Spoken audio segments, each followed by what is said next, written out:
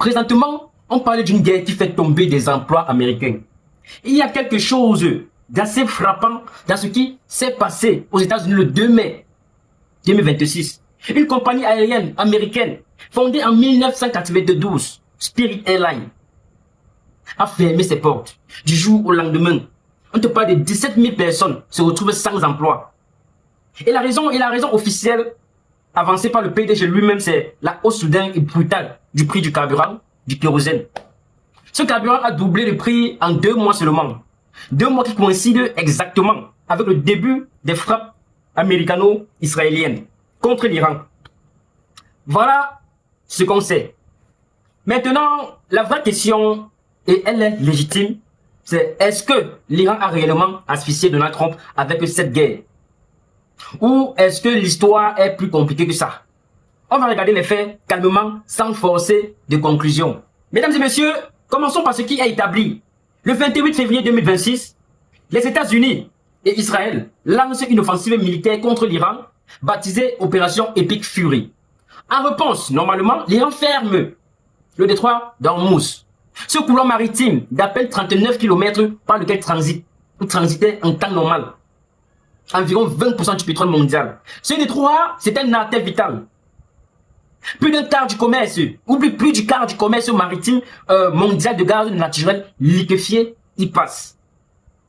Et en temps normal, l'Iran lui-même exportait entre 1,3 et 1,7 million de barils par jour, précisément vers la Chine. La fermeture de ce détroit provoque immédiatement une flambée des prix de l'énergie à l'échelle mondiale.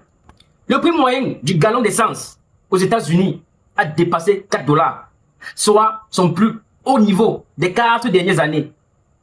Du côté de Spirit Airlines, les faits sont les suivants. La compagnie connaissait des difficultés financières depuis la pandémie de Covid-19.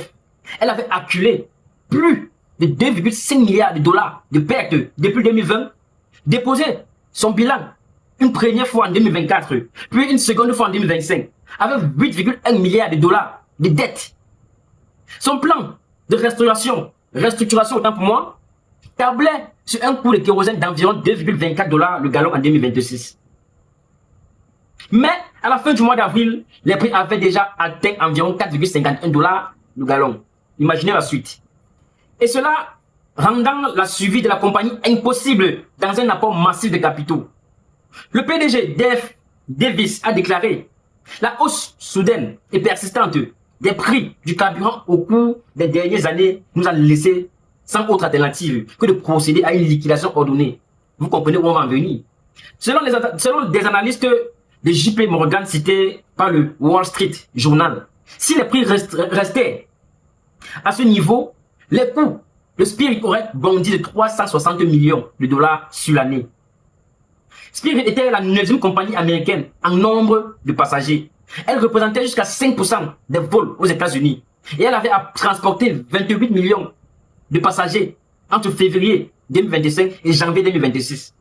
Aucun transporteur de cette taille n'avait été liquidé depuis 20 ans. Voilà pour les faits bruts, mais c'est maintenant que les choses deviennent intéressantes et plus difficiles à analyser. Le titre qui circule, c'est le plan iranien d'asphyxier Donald Trump. C'est accrocheur, mais est-ce que c'est juste? Première question. Est-ce que l'Iran a réellement un plan délibéré pour asphyxier l'économie américaine? Ou est-ce que la fermeture du détroit d'Ormuz est avant tout une réponse défensive à une attaque militaire directe? Ce n'est pas la même chose. Une réaction de suivi, aussi dévastatrice soit-elle pour les marchés mondiaux, ce n'est pas nécessairement une stratégie calculée pour faire tomber Donald Trump. Et la deuxième question, est-ce que la chute de Spirit Airlines est vraiment la conséquence du conflit avec l'Iran ou est-ce qu'elle aurait fini par arriver de toute façon? Et là, les positions sont franchement divisées. Le secrétaire américain au transport, Sean Duffy, a explicitement déclaré Spirit était dans une situation désastreuse bien avant la guerre avec l'Iran.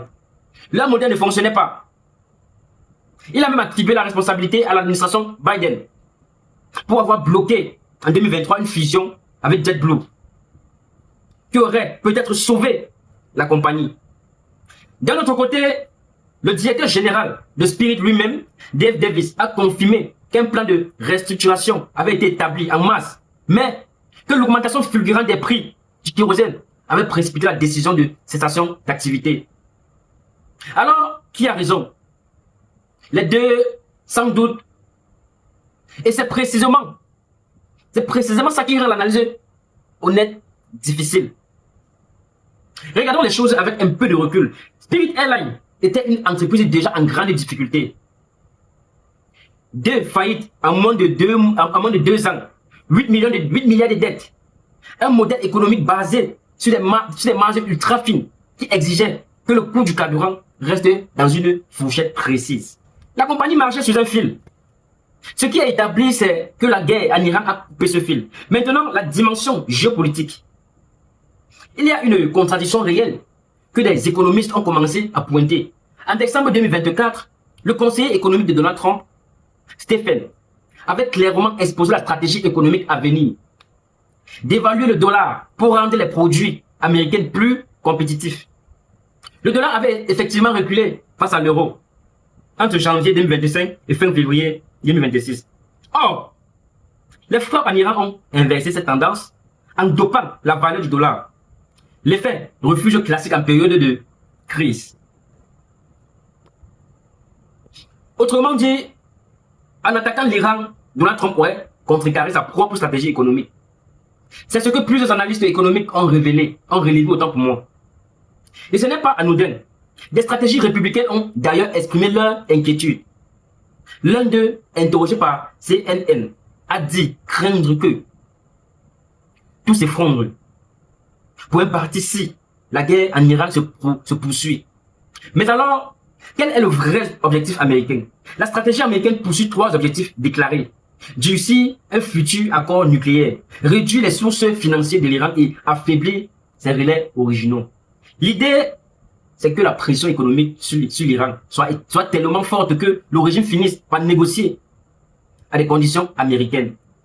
Le ministre américain au Trésor, Scott Bessent, a affirmé que les États-Unis asphyxiaient le régime iranien, qui ne sont plus en mesure de payer leurs soldats. Il a parlé d'une opération baptisée Economic Fury. La fureur économique en parallèle de l'offensive militaire. De son côté, Donald Trump a décrit l'Iran comme étant au bord du gouffre financier, avec une inflation à 85% selon une sociologue interrogée par France Info. Mais voilà ce qui est troublant. Si l'Iran est à ce point fragilisé économiquement, pourquoi le régime ne capitule-t-il pas? Plusieurs experts répondent que la structure interne iranienne est profondément divisée. Les gardiens de la révolution sont des jusqu'aux boutistes. Tandis que des responsables politiques comme le ministre des Affaires étrangères préfèrent discuter. Chaque groupe surveille les autres, tout en tentant d'imposer son cadrage de la négociation. Explique le chercheur Adel Bakawan. Ce que ce dossier révèle à plus grande échelle, c'est quelque chose qu'on devrait peut-être noter. Les guerres ont des effets économiques qui ne se limitent pas aux pays attaqués. Elles se propagent et parfois elles reviennent frapper ceux qui les ont lancés. Maintenant, nous avons des experts. Des experts prévoient que le prix du baril pourrait atteindre $200 d'ici la fin du mois de mai si le conflit entre les États-Unis et l'Iran continue. Si ça se produit, Spirit Airlines ne sera peut-être pas la dernière compagnie à fermer, puisqu'il n'y a pour l'heure aucun signe de réouverture du détroit d'Ormuz, par lequel transitait, ayant le conflit, 1/5 des hydrocarbures consommés dans le monde. La question pour le secteur aérien est, qui sera le prochain? Et là, on touche à quelque chose de plus structurel. Le modèle low cost, celui des compagnies à petit prix accessible à la classe moyenne américaine, repose sur des marges très serrées, donc une énergie bon marché. Ce modèle est fragile par nature.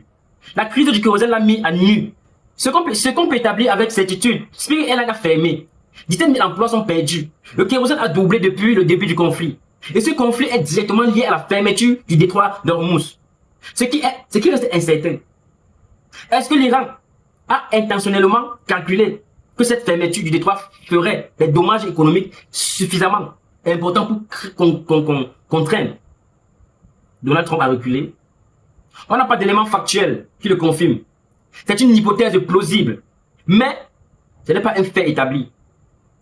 Ce qu'on ne peut pas conclure, que Spirit Airlines serait encore en vie sans la guerre. Elle était déjà en faillite. La guerre a accéléré son effondrement, c'est vrai. Peut-être de plusieurs mois, peut-être d'un an, mais la compagnie était structurellement condamnée à tout terme. Et ce qu'on ne sait vraiment pas, comment tout cela va se terminer. Les négociations sont en cours. L'Iran a transmis un plan en 14 points via le Pakistan, médiateur des discussions. Donald Trump a dit ne pas être satisfait de cette proposition, tout en affirmant préférer une solution négociée à une reprise des combats. Alors, le plan iranien d'asphyxier Donald Trump marche-t-il? Ce qu'on peut dire, c'est que les décisions prises depuis le 28 février ont des effets économiques réels et concrets sur le sol américain. 17 000 emplois perdus, le prix de l'essence au plus haut depuis 4 ans, une inflation qui repart à la hausse. Ce sont des faits. Mais est-ce que c'est le résultat d'un plan iranien délibéré ou le produit d'une dynamique de conflit qui échappe à tous les acteurs? Est-ce que l'Iran a réellement la maîtrise de cette situation? Ou est-ce qu'il subit lui aussi les conséquences d'une escalade qu'il n'a pas entièrement choisie? Et surtout, est-ce que Donald Trump va maintenir cette pression jusqu'à un accord? Ou est-ce que les dégâts intérieurs le forceront à reculer avant? Cette question-là, je ne peux pas y répondre aujourd'hui et j'estime qu'il est plus honnête de vous les poser clairement que de vous vendre une conclusion rassurante. Ce qu'on peut dire, c'est que cette crise illustre quelque chose que les géopolitiques savent depuis longtemps.